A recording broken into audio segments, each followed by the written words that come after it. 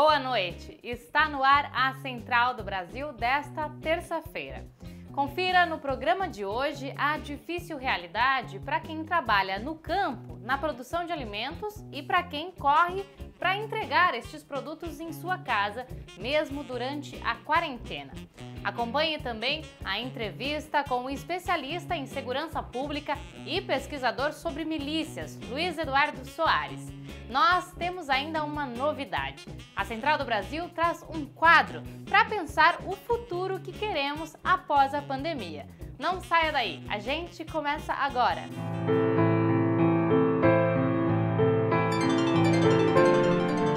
Central do Brasil.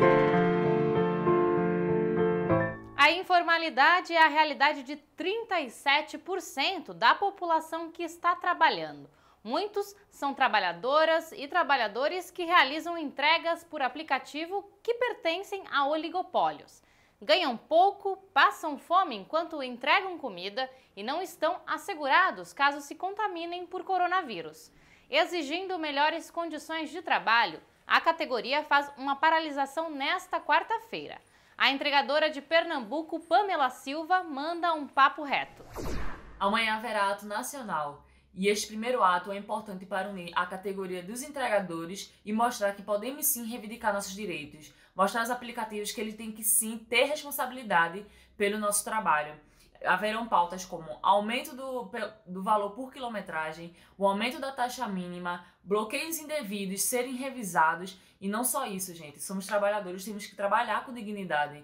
Queremos também seguro, um seguro de vida, de acidente. A gente vê muito colega por aí sofrendo acidente, que infelizmente muitos não sobrevivem. E os aplicativos tratam como se não tivesse vínculo nenhum, como se não fosse nada, não trabalhasse para eles. É a agricultura familiar que produz cerca de 70% dos alimentos que os entregadores levam para as casas brasileiras.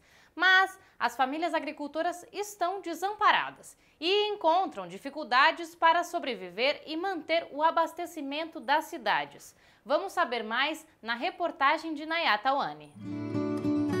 Trilhos do Brasil. A agricultura familiar é um importante pilar na sociedade brasileira. Camponeses geram uma economia sustentável que se opõe à lógica exploratória.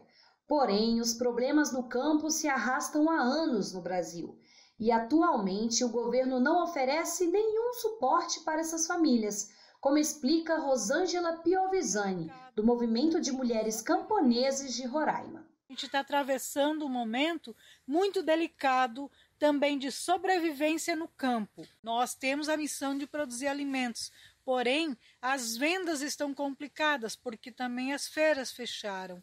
E isto é muito grave para a soberania alimentar do país e do nosso povo, especialmente trabalhadores da periferia urbana. Durante a crise da Covid, a sobrevivência dessas famílias ficou ainda mais difícil. Sem apoio e subsídio nenhum, camponeses pressionam o governo para aprovar o PL da Agricultura essa semana, que prevê um pacote de medidas emergenciais a serem garantidas para os agricultores durante a pandemia, como explica Antônia Neném, agricultora do Ceará. Tem tido muita dificuldade, principalmente porque não há um processo de socorro à agricultura familiar, não há um processo de apoio.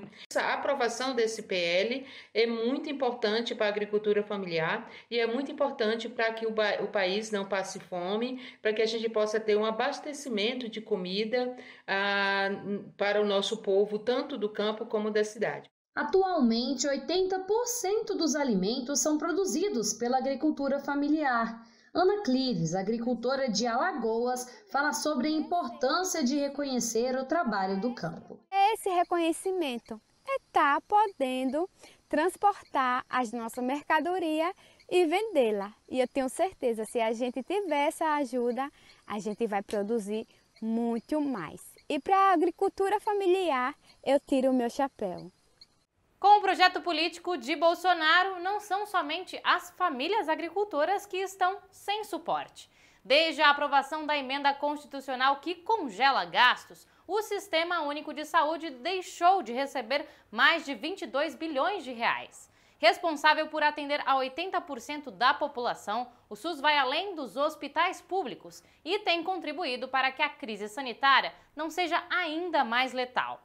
Afonso Bezerra tem outras informações.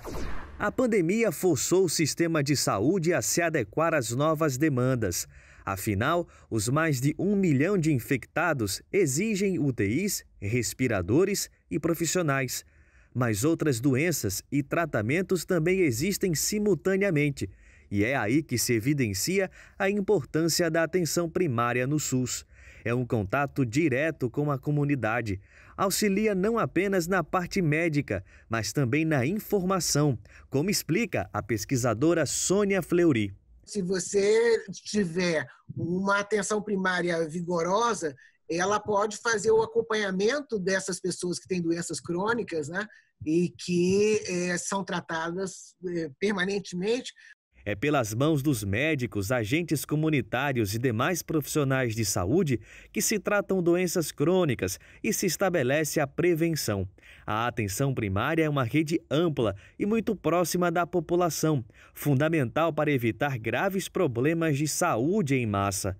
Hoje, por causa da pandemia, outras áreas estão afetadas. A distribuição de remédios ficou com um intervalo maior, as consultas estão mais espaçadas e até o número de agentes de saúde está reduzido, muitos afastados por causa dos riscos da pandemia, como explica o médico popular João Almeida.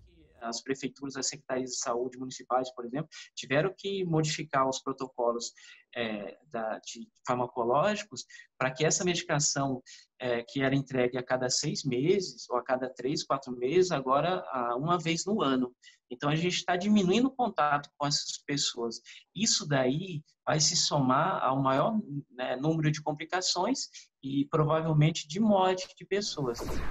Avanços na investigação do envolvimento de Fabrício Queiroz com as milícias do Rio de Janeiro apontam que o advogado Frederico Assef, ligado à família de Bolsonaro, pode estar envolvido no assassinato do miliciano Adriano da Nóbrega em fevereiro na Bahia. Sobre a atuação das milícias e da Polícia Militar, Jonatas Campos conversou com Luiz Eduardo Soares, pesquisador e especialista em segurança pública. Entrevista Central. Boa noite vocês que acompanham a Central do Brasil. A nossa entrevista central de hoje é com um dos mais renomados especialistas em segurança pública do Brasil, o antropólogo e cientista político Luiz Eduardo Soares. Boa noite, professor. Hoje, a Polícia Civil do Rio de Janeiro deflagrou uma operação contra o Escritório do Crime, uma organização criminosa suspeita de ter assassinado a vereadora Marielle. O senhor acredita que esse possa ser um duro golpe nessa organização criminosa? Eu espero que sim, Jonatas. Eu realmente espero que sim. É impossível agora antever os desdobramentos, né, dessa investigação, mas eu torço para que isso seja viável, porque as milícias se converteram, de fato, na maior ameaça, não apenas à segurança pública, mas crescentemente à própria democracia. As milícias são uma espécie de expressão da fragilidade, mais que isso, do fracasso do modelo policial e da arquitetura institucional da segurança pública que nós herdamos da ditadura, que a transição democrática promoveu alterações em todas as instituições brasileiras, adaptando-as ao novo contexto democrático, mas a segurança pública, essa área, permaneceu à margem do processo de transformação, de renovação, de atualização, de democratização. O presidente Bolsonaro faz oposição declarada aos governadores do Nordeste, alguns governadores do Sudeste, e isso influencia nos comandos das polícias. Como o senhor avalia essa situação e o caso de Sobral, no Ceará, por exemplo? Hoje as polícias continuam sendo, via de regra, evidentemente há exceções e variações regionais que têm de ser respeitadas e nada do que eu digo deve ser generalizado, portanto, mas basicamente nós temos grupos profissionais que foram formados em culturas corporativas, institucionais, inspiradas por tradições que provieram lá da ditadura e do fundo da história brasileira. Qual é a história brasileira? Desigualdade, racismo estrutural, com a marca da escravidão, etc.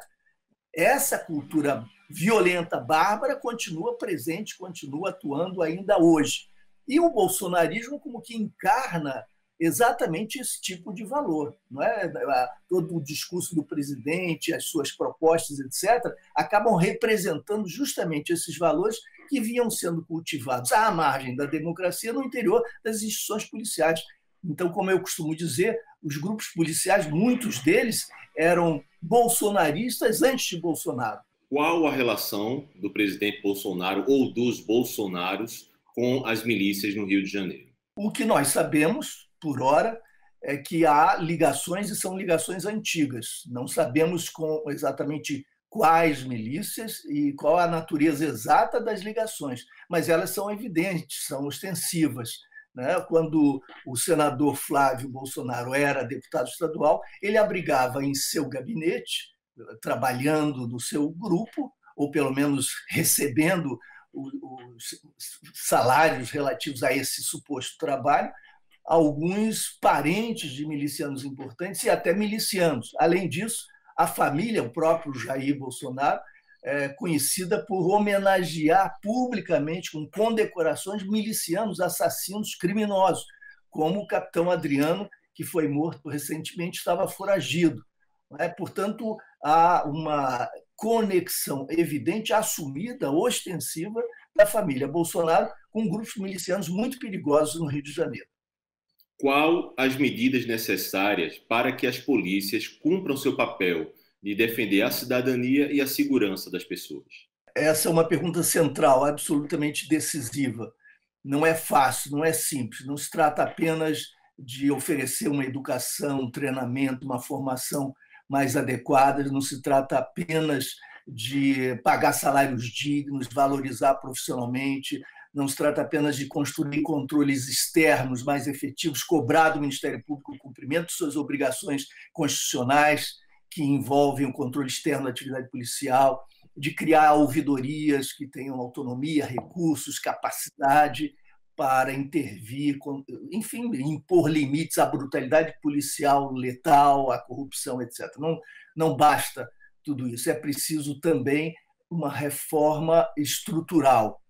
Seria necessário refundar as polícias, porque nós herdamos esse modelo da ditadura, não o adaptamos às nossas novas circunstâncias democráticas. Nós agradecemos a participação do professor Luiz Eduardo Soares nesta entrevista central. Além de romper com a cultura da opressão, do autoritarismo e com outros mecanismos que produzem a violência, precisamos também construir outra proposta de sociedade. Com a pandemia, a organização dos modos de vida apontou novas prioridades e impactou nas relações. Por isso, a Central do Brasil traz um novo quadro. Ideias para o futuro que queremos depois da pandemia estarão presentes na próxima estação. Hoje contamos com a mensagem de esperança do teólogo Leonardo Boff. Próxima estação. No fim da linha, nós não queremos um Brasil de antes, onde o que valia era o lucro, era o Estado mínimo, a falta de direito dos trabalhadores. O que nós queremos é um outro tipo de Brasil, onde o centro é a vida, é a saúde, é o trabalho, é a segurança, é o respeito a todas as pessoas, especialmente aos negros, aos indígenas e quilombolas.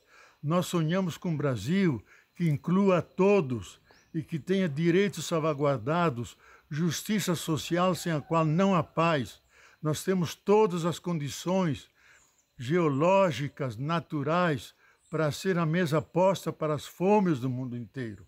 Vamos criar esse novo Brasil com nosso esforço e com a união de todos aqueles que têm boa vontade e o amam a todas as pessoas. Terminamos o programa de hoje com essa mensagem e convidamos você a nos enviar as suas sugestões culturais, opiniões e ideias de um Brasil que você sonha após a pandemia. Nosso WhatsApp é 11 93081 3336 ou mande um e-mail para redecentraldobrasil@gmail.com. Eu agradeço a sua audiência. A gente volta com mais amanhã.